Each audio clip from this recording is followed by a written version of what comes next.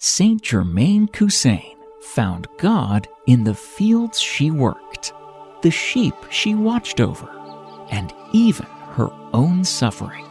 Despite terrible abuses from her stepmother and abject neglect from her father, Germaine lived each day with patience and compassion for everybody she encountered.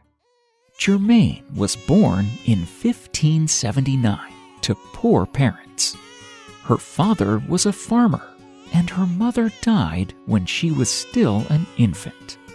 She was born with a deformed right arm and hand, as well as the disease of scrofula, a tubercular condition. Her father remarried soon after the death of her mother, but his new wife was filled with disgust by Germaine's condition.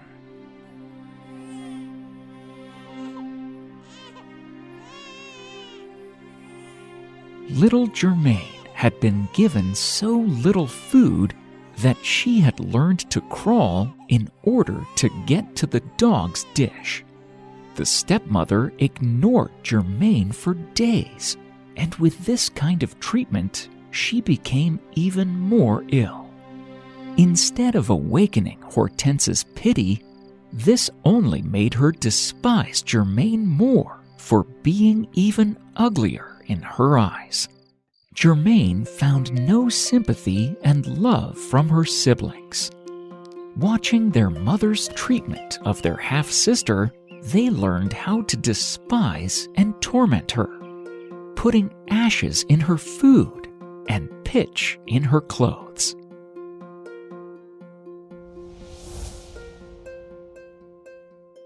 Hortense did finally get concerned about Germaine's sickness because she was afraid her own children would catch it. So she made Germaine sleep out in the barn.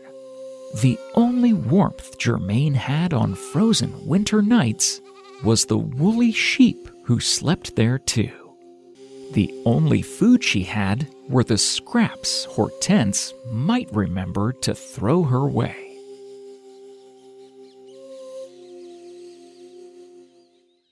She tended the family's flock of sheep every day, another way to keep the ugly child out of her stepmother's sight. Besides minding the sheep, Germaine was required to spin a certain amount of wool every day. It is difficult to see how, with her crippled arm and hand, she could do this work, since it called for considerable skill and dexterity. But it was required of her even when the weather was so cold that her fingers were stiff and hard to move.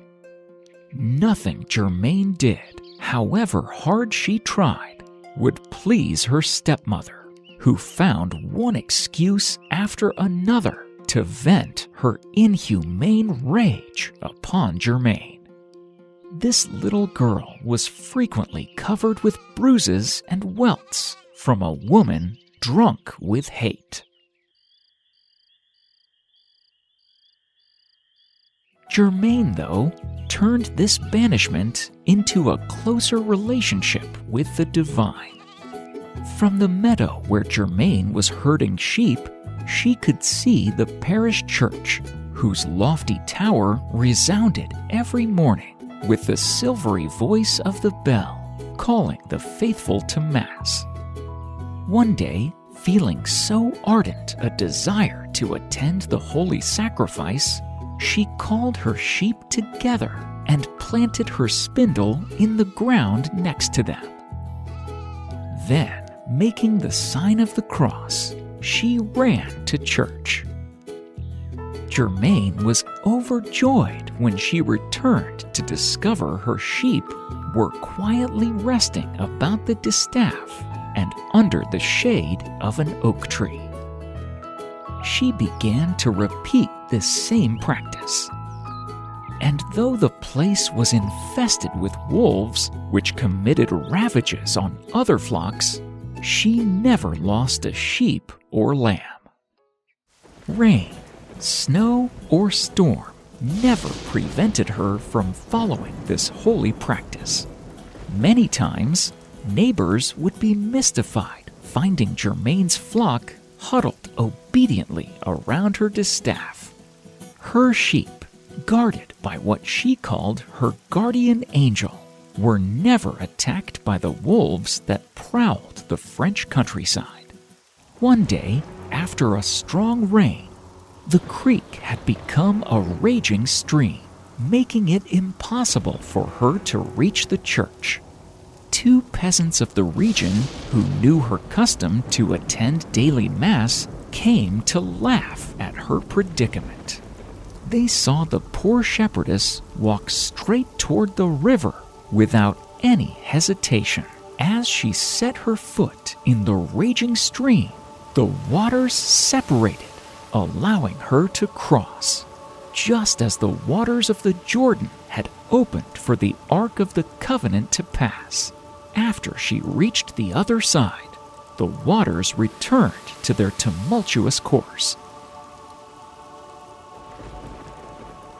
The peasants watched this with awe and fear, and then reported the miracle to the whole village. She shared spiritual stories with the local children. She often gave her meager food scraps to beggars. Although she never went to school, she was a diligent pupil in the school of divine love.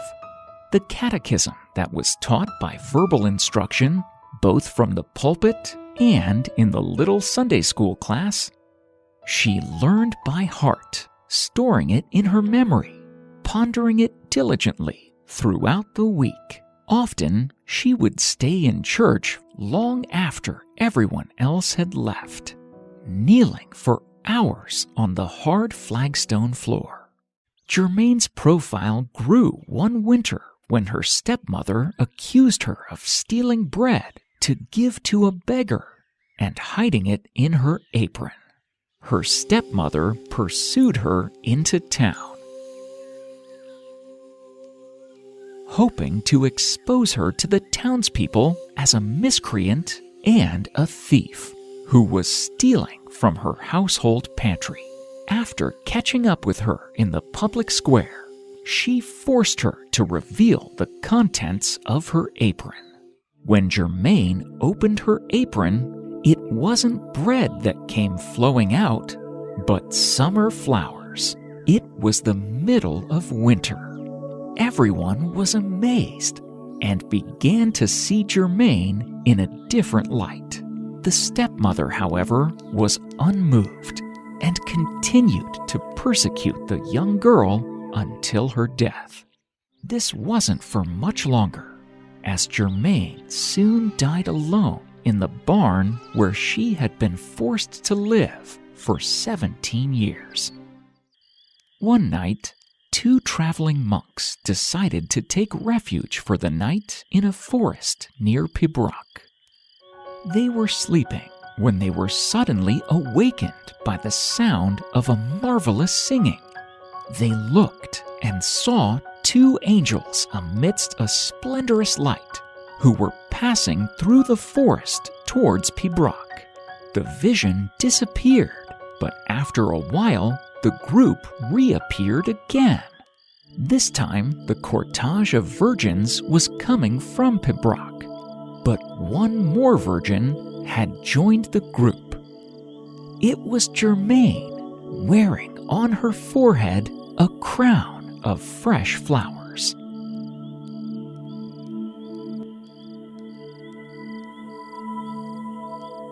The monks were charmed by this heavenly vision and spread news of it everywhere.